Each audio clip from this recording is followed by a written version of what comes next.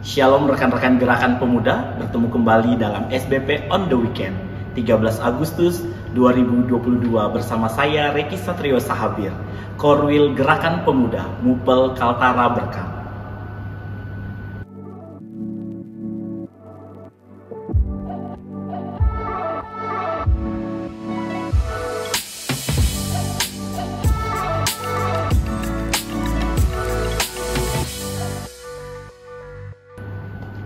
Sebelum kita membaca dan merenungkan firman Tuhan pada hari ini, mari kita satu dalam doa, kita berdoa.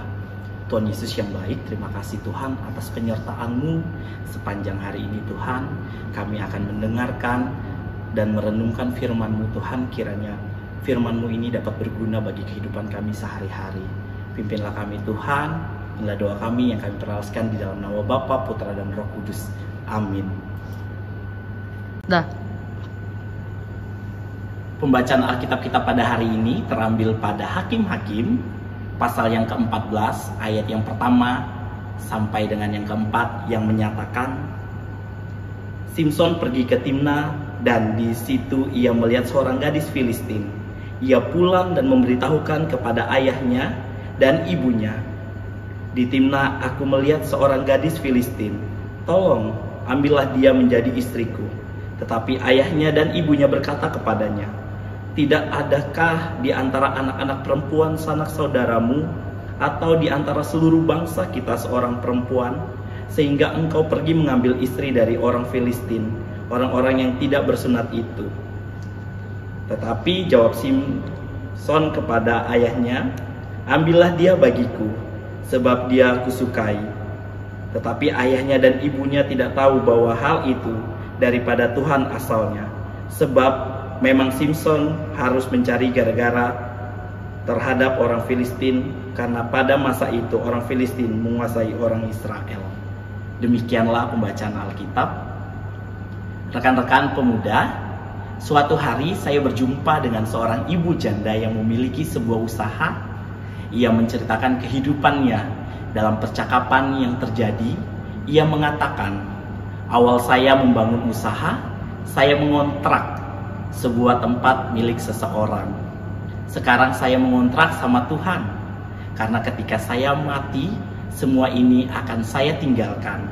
Perkataan ibu ini kembali menyadarkan saya bahwa sesungguhnya apa yang kita miliki berasal dari Tuhan dan milik Tuhan. Kehadiran Simson dalam kehidupan Manoa dan istri ada dalam ketetapan dan rancangan Allah ketika Simson meminta orang tuanya untuk mengambil gadis Filistin yang ia suka dan menjadikan istri baginya. Ini juga merupakan bagian dari ketetapan dan rancangan Allah. Karena sesungguhnya Allah akan membebaskan bangsa Israel dari Filistin. Karya Allah untuk menyatakan cinta dan kasih-Nya terkadang sulit untuk diterima. Hal ini yang tergambar dalam kehidupan orang tua Simson. Kisah Simson memberikan pembelajaran bagi kehidupan orang muda saat ini. Tuhan menetapkan dan merancangkan kehidupan saudara untuk mendatangkan berkat bagi banyak orang.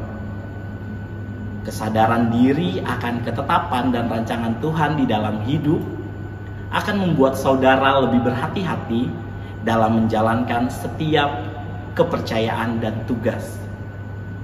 Jika Tuhan memberikan kepercayaan kepada saudara untuk memiliki pekerjaan, lakukanlah tugas pekerjaan dengan penuh sukacita. Begitupun dengan saudara yang menempuh pendidikan, belajarlah dengan tekun. Setiap orang Tuhan percayakan untuk melakukan kewajibannya masing-masing. Maka jangan pernah saudara merasa tinggi hati ketika memiliki pekerjaan dan menempuh pendidikan. Sebaliknya, jangan saudara rendah diri ketika saudara tidak memiliki pekerjaan dan pendidikan. Percayalah, ketika saudara mengembangkan apa yang Tuhan berikan, akan membawa dampak positif bagi saudara dan sesama. Rekan-rekan pemuda, ada satu pertanyaan untuk kita. Apakah kita sudah bertanggung jawab untuk setiap kepercayaan yang Tuhan berikan kepada kita? baik itu di tempat kita menempuh pendidikan, di tempat kita bekerja, ataupun terlebih di tengah-tengah pelayanan kita di gereja. Jika rekan-rekan pemuda merasa belum, mari dimulai dari sekarang kita bersama-sama berkomitmen untuk menjadi pemuda-pemudi yang bertanggung jawab dalam setiap pekerjaan yang kita lakukan. Seperti Simson yang hidup dalam ketetapan dan rancangan Allah. Dan rekan-rekan pemuda yang mungkin merasa telah bertanggung jawab dan melakukan setiap kewajiban itu dengan baik, janganlah membuat kita tinggi hati dan bahkan sombong, melainkan haruslah kita tetap rendah hati. Karena barang siapa meninggikan diri, ia akan direndahkan, dan barang siapa merendahkan diri, dia akan ditinggikan. Ini terambil pada Lukas 14 ayat yang ke-11. Dari itu rekan-rekan pemuda, mari kita selalu bersyukur atas penyertaan Tuhan terhadap hidup kita yang diberikan pendidikan yang baik ataupun pekerjaan yang baik yang telah kita dapatkan. Itu semua berasal daripada Tuhan. Dan kiranya nama Tuhan semakin dipermuliakan dalam hidup dan kerja karya layan kita di setiap hari.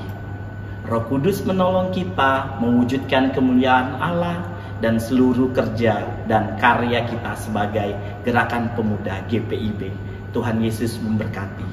Amin. Rekan-rekan Gerakan Pemuda, mari kita menutup renungan kita pada hari ini. Mari kita berdoa. Kita satu dalam doa. Tuhan Yesus, terima kasih Tuhan atas penyertaan-Mu. Kami telah membaca dan merenungkan firman-Mu Tuhan. Biarlah firman-Mu ini dapat berguna bagi kehidupan kami sehari-hari sebagai anak muda Tuhan. Ajar kami selalu bertanggung jawab pada pekerjaan kami maupun pendidikan kami Tuhan. Terlebih pelayanan kami di gereja sebagai anggota Gerakan Pemuda ataupun pengurus Gerakan Pemuda Tuhan. Biarlah apa yang kami kerjakan ini selalu menjadi berkat bagi orang lain. Inilah doa kami Tuhan yang kami peralaskan di dalam nama Bapa, Putra, dan Roh Kudus. Amin. Baik rekan-rekan Gerakan Pemuda, demikianlah SBP on the Weekend. Kali ini sampai jumpa di SBP on the Weekend selanjutnya. Salam biru benhur. Halo Gapers, kalian tahu nggak kalau Sabda Bina Pemuda Digital bisa dengan mudah didapatkan dengan mendownload Google Books di Google Play untuk pengguna Android. Dan untuk kalian yang menggunakan iOS, bisa membuka Google Play di browser untuk membeli serta mendownload Google Books di App Store. Gampang banget kan caranya? Cus, langsung aja di-download ya!